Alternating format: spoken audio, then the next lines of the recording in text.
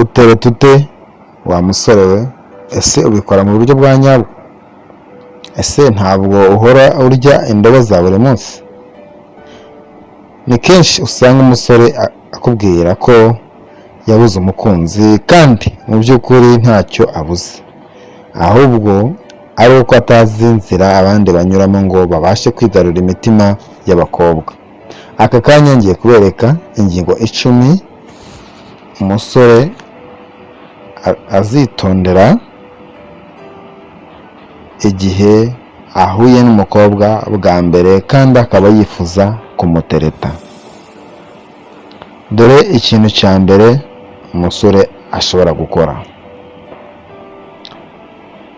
garagariza umukobwa ko umwubashye. Mugihura bwa mbere, garagariza umukobwa ko umwubashye kandi umusuhuze umwubashye. Kumwubaha: mushobora kuba muhuriye mu modoka, mu bukwe, muri resitora, ku ishuri, muri banki n'ahandi. Icyo usabwa wa musore we ni ukumwereka ko umwubashye mu mvugo no mu bikorwa. Ushobora kumwimukira mu modoka ubona yicaye ahantu hamugoye, cyangwa se ukagaragaza ko hari uburyo ki wowe wamuhayemo icyubahiro.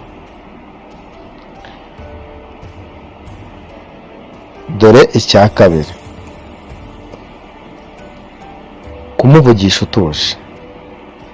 Ntabwo wavugisha umukobwa muhuye bwa mbere umukanika cyangwa se mukabukira, oya, ahubwo muganiriza utuje kandi uteze amatwi ibyo akubwira, nawe ukamusubiza witonze ngo utaza kuvaho wivamo. Icya gatatu kiravuga kiti: kwirinda guhita umwibwira wese. Kwirinda guhita umwibwira wese. Si ngombwa guhita umwibwira wese umubwira ubuzima bwawe bwose, ariko abaye akubajije byinshi bireba n'ubuzima bwawe, ushobora kumusaba ko mwazongera mugahura mukaganira, umubwira bike, ibindi wabona arimo kurushaho gushaka kumenya cyane byinshi, umusaba ko mwazashaka akandi kanya mugahura mukabasha kurushaho kumenyana ndetse mukabasha no kuganira byimbitse. Icya kane: reka kwirata ubutunzi.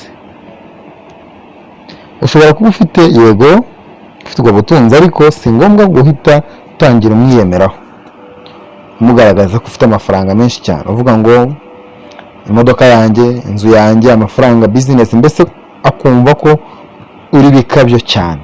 Si byiza, ntabwo ari byiza cyane.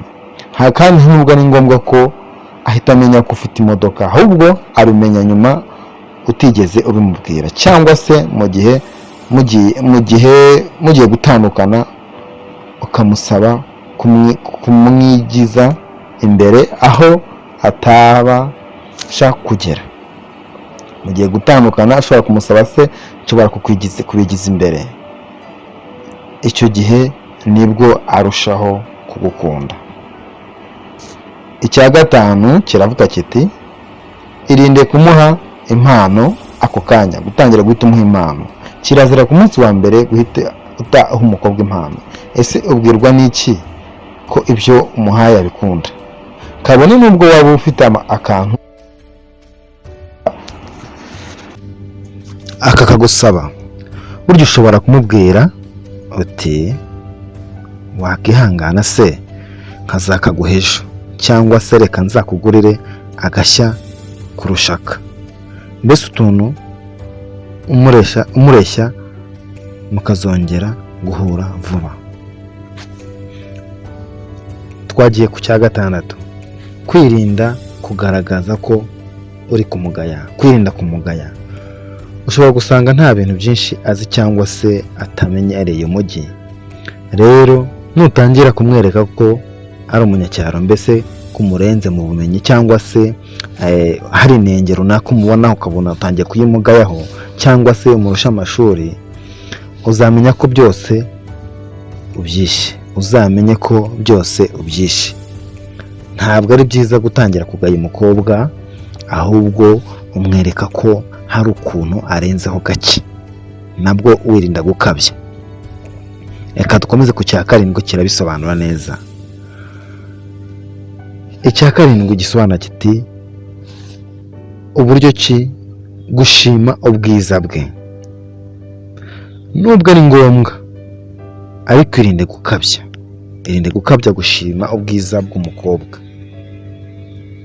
Mushime nibyo koko, ariko wirinde gukabya cyane.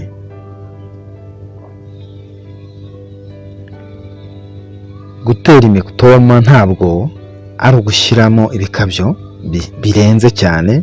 Ushobora kumubwira uti nishimiye ikiganiro tugiranye, bigaragara ko uri umukobwa mwiza warezwe neza.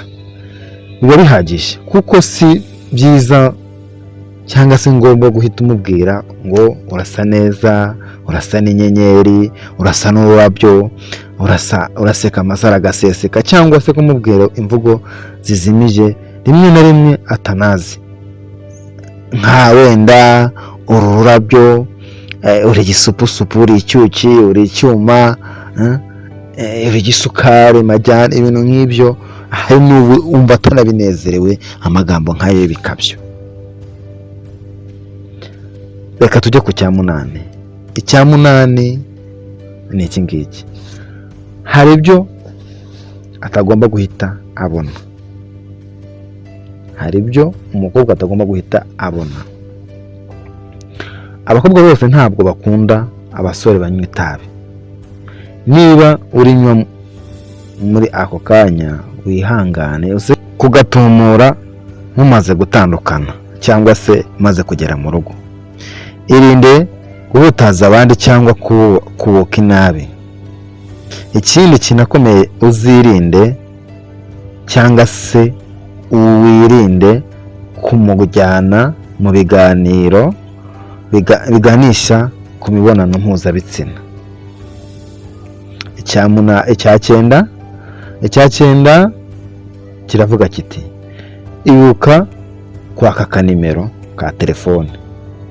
Muhuye bwa mbere, muhuriye aho hantu twavuze, ntuzatandukane nawe utamwatse akanimero ka telefone.